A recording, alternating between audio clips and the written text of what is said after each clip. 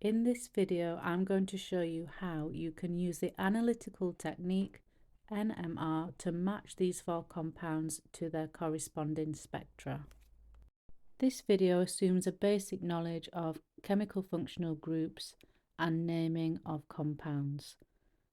So if we look at the first compound, we have ethanol, which is an alcohol. And then next to it, we have ethanoic acid, a carboxylic acid. And then bottom left, we have butanol, an aldehyde. And bottom right, we have butanone, a ketone.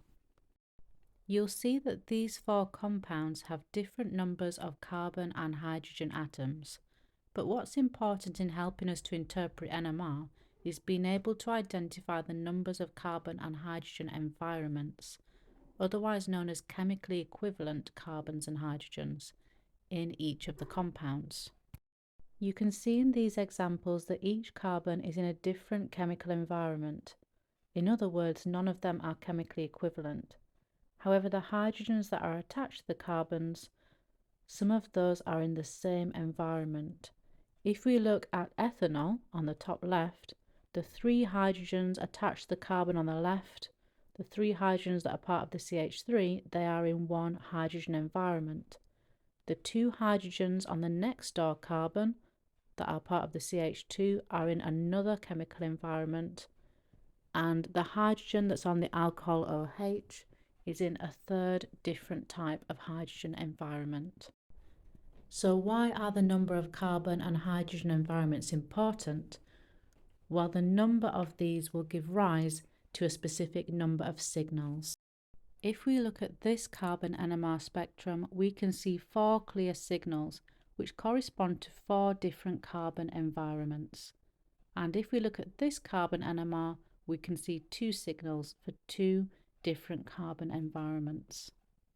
Hydrogen NMR works a little bit differently in that the signals can split. If we look at this example, we have three groups of signals, one that's split into four, a single one in the middle, and another one on the right that's split into three. So we've got three groups of signals, meaning we have three different hydrogen environments. The signals on a hydrogen NMR can also have different names depending how many peaks they're split into. We can have singlet, doublet, triplet, quartet, and so on. For the next part, we'll need a data sheet. The number on the carbon or hydrogen NMR spectrum on the x-axis, where we see a signal, tells us about the type of carbon or hydrogen that is responsible for that signal. And the numbers on the x-axis are called the chemical shift.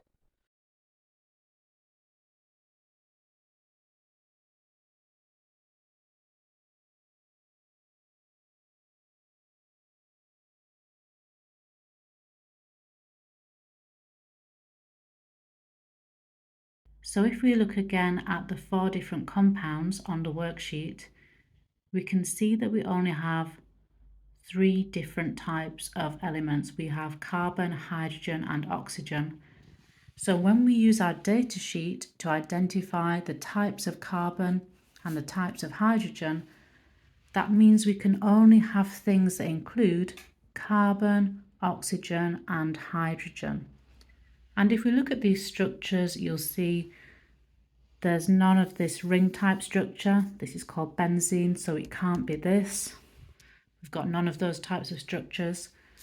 There's no halogen atoms, no chlorines or bromines, no nitrogens. So any absorption that falls, any peak that is in this range cannot be due to a nitrogen or a halogen because there's none of those in these structures. So if we look at this first example then, compound W, I've already annotated this, but you'll see we've got a little peak around 11.5, and this is a hydrogen or proton NMR.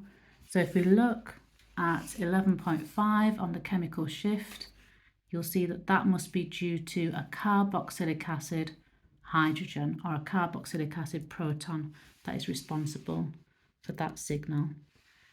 Then if we look over here, we've got a signal around 2. So if we look at our hydrogen NMR on the data sheet. At 2, it could be this. So a hydrogen connected to a carbon that is connected to another carbon group or carbon chain, or it could be any one of these. Now, we've just said previously there's none of these ring structures, so it can't be a benzene.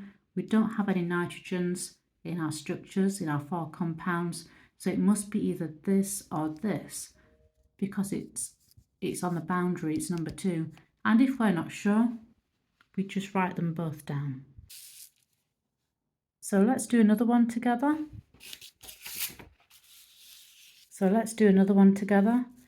If we now look at the carbon NMR bit of the data sheet, which is this bit, and you'll see that carbon has a much bigger scale on the data sheet. It goes from 0 to 220, whereas hydrogen only goes from 0 to 12. And if we look at the numbers on here, we have a signal around 20. Let's look at the data sheet. 20, that must be a carbon connected to another carbon.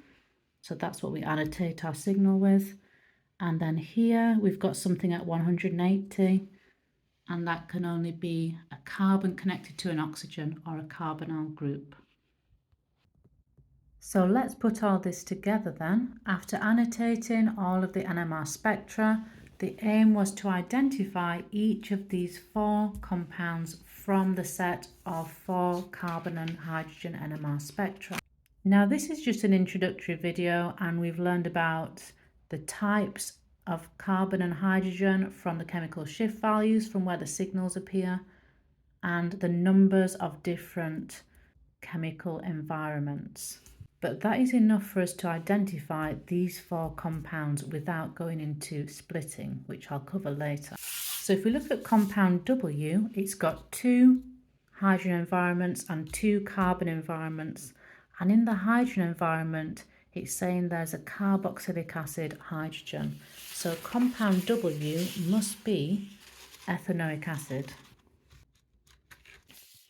If we look at compound X, we've got 3 hydrogen environments and 4 carbon environments. And we've got a carbonyl. That must be this one, which is butanone. And if we look at compound Y, we've got 3 hydrogen environments and 2 carbon environments. So that must be ethanol, which means that Z must be the aldehyde butanol.